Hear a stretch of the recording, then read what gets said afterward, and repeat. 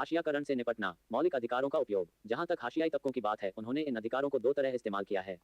पहला, अपने मौलिक अधिकारों पर जोर देकर उन्होंने सरकार को अपने साथ हुए अन्याय पर ध्यान देने के लिए मजबूर किया है।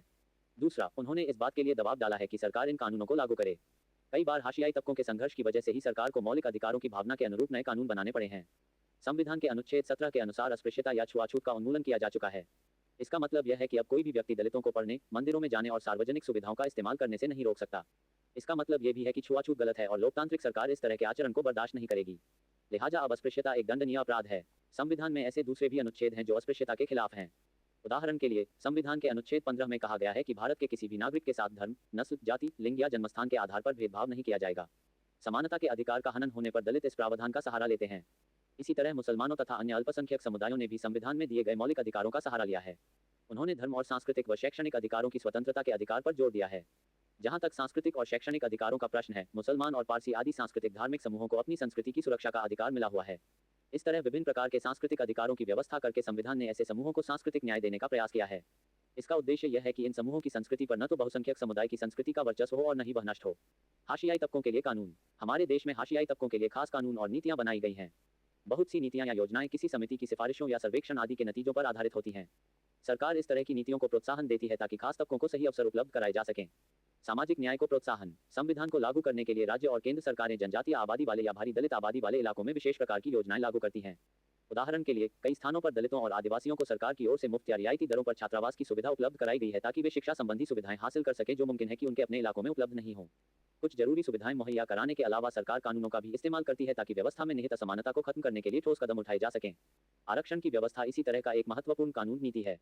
यह महत्वपूर्ण होने के साथ बेहद विवादास्पद भी है। शिक्षा संस्थानों और सरकारी नौकरियों में दलितों व आदिवासियों के लिए सीटों के आरक्षण का कानून एक महत्वपूर्ण तर्क पर आधारित है। अनुसूचित जाति एवं अनुसूचित जनजाति अत्याचार निवारण अधिनियम 1989। ये कानून 1989 में दलितों तथा अन्य समुदायों की मांगों के जवाब में बनाया गया था। उस समय सरकार पर इस बात के लिए भारी दबाव पड़ रहा था कि वह दलितों और आदिवासियों के साथ रोजमर्रा होने वाले दुर्व्यवहार और अपमान पर रोक लगाने के लिए ठोस कार्रवाई करे। सरकार को इस बात का एहसास कराने के लिए दलित संगठनों ने व्यापक अभियान चलाए कि छुआछूत अभी भी जारी है।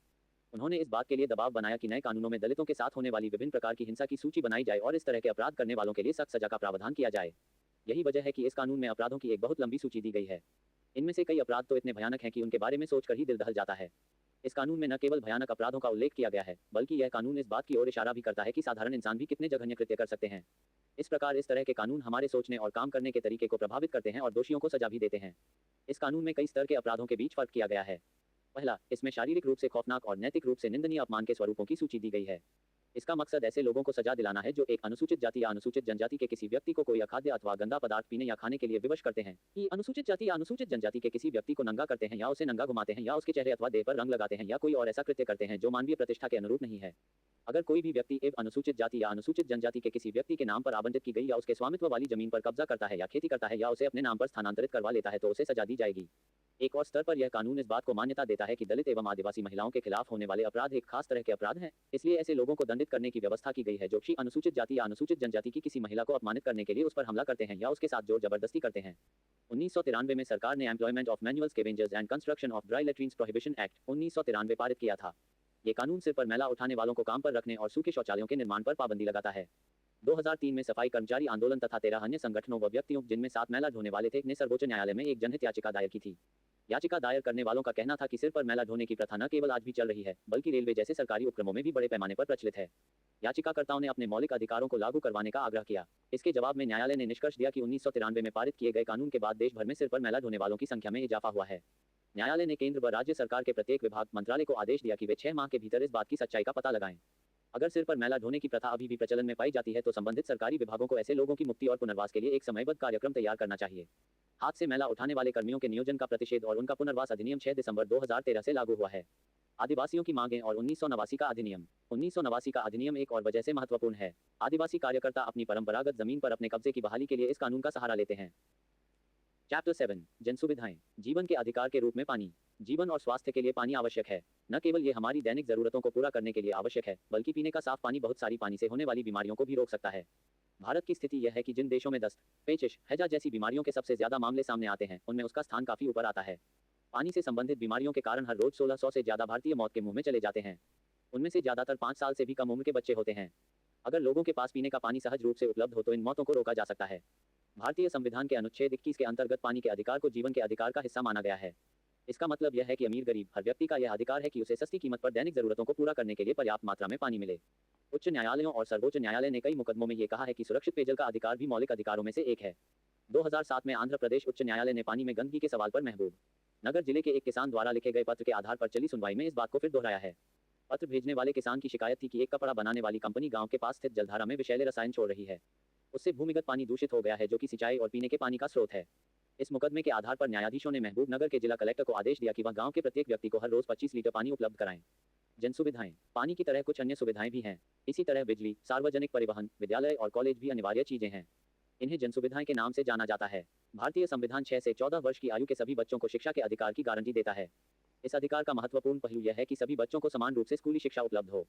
सरकार की भूमिका। चूंकि जन सुविधाएं इतनी महत्वपूर्ण है, इसलिए उन्हें मुहैया कराने की जिम्मेदारी भी किसी न किसी के ऊपर जरूर आनी चाहिए। यह जिम्मेदारी सरकार के ऊपर आती है। सरकार की बहुत सारी महत्वपूर्ण जिम्मेदारियों में से एक ये है कि वह सभी लोगों को इस तरह की जन सुविधाएं मुहैया कराए। जन सुविधाओं का संबंध लोगों की मूलभूत सुविधाओं से होता है। किसी भी आधुनिक समाज के लिए जरूरी है कि वहां इन सुविधाओं का इंतजाम हो ताकि लोगों की मूलभूत जरूरतें पूरी की जा सकें। संविधान में जीवन के अधिकार का जो आश्वासन दिया गया है वह देश के सभी लोगों को प्राप्त है।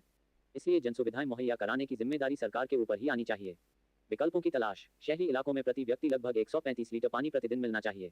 पानी की यह मात्रा लगभग 7 बाल्टी के बराबर है। शहरी जल आयोग ने यह मात्रा तय की है। लेकिन झुग्गी बस्तियों में लोगों को रोजाना प्रति व्यक्ति 20 लीटर पानी एक बाल्टी भी नहीं मिलता।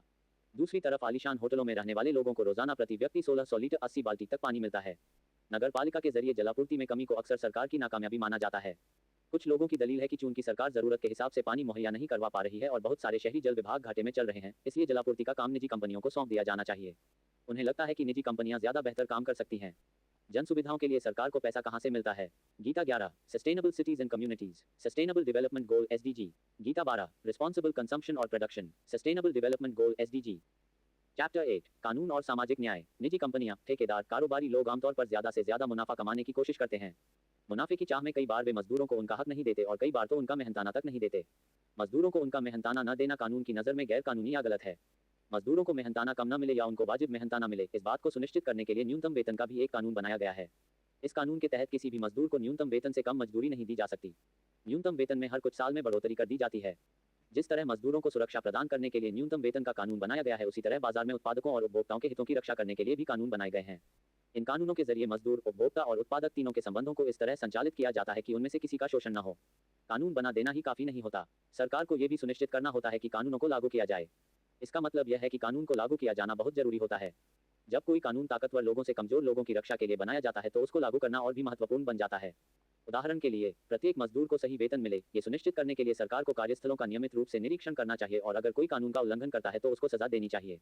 अगर मजदूर गरीब या शक्तिहीन है तो आमदनी गंवाने या बदले की कार्रवाई के डर से वह कम वेतन पर भी काम करने को तैयार हो जाता है। मालिक भी इस बात को अच्छी तरह समझते हैं। वे अपनी ताकत का इस्तेमाल करते हैं ताकि मजदूरों से कम पैसे में काम कराया जा सके। ऐसी सूरत में यह बहुत जरूरी होता है कि संबंधित कानूनों को अच्छी तरह लागू किया जाए। इन कानूनों को बनाने, लागू करने और कायम रखने के लिए सरकार व्यक्तियों या निजी कंपनियों की गतिविधियों को नियंत्रित कर सकती है ताकि सामाजिक न्याय सुनिश्चित किया जा सके। इनमें से बहुत सारे कानूनों का जन्म भारतीय संविधान में दिए गए मौलिक अधिकारों से हुआ है। उदाहरण के लिए, शोषण से मुक्ति के अधिकार का अर्थ है कि किसी को भी कम मेहनताना पर काम करने या बंधुआ मजदूर के तौर पर काम